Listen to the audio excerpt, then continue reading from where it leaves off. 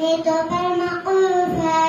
हदीस नंबर 2, खैरुकुम मन तअल्लमल कुरान व अल्लमा, तुम में सबसे बेहतरीन शख्स वो है जो कुरान सीखे और सिखाए।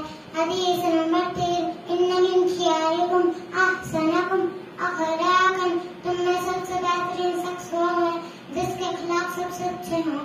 हदीस नंबर 4, ला यरहमुल्लाहु मन ला यरहमुन्नास, अल्लाह उस शख्स पर रहम नहीं करता जो लोगों पर रहम नहीं करता। हदीस नंबर 5, अल मुस्लिम अखुल मुस्लिम, मुसलमान मुसलमान का भाई है। हदीस नंबर 6, अकरिमुल खुब्ज़, रोटी की इज्जत करो। हदीस नंबर 7, मन सतर मुस्लिमन सतरल्लाहु फिद दुनिया वल आखिरह, जो शख्स किसी मुसलमान का ऐब छुपाएगा अल्लाह ताला दुनिया और आखिरत में उसके ऐबों पर पर्दा डालेंगे।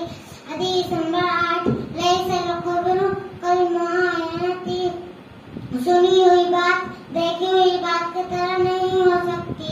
हदीस नंबर 9, मन समत नजा, जिसने खामोशी इख्तियार की उसने नजात पाई। हदीस नंबर 10, हुस्नुल ज़न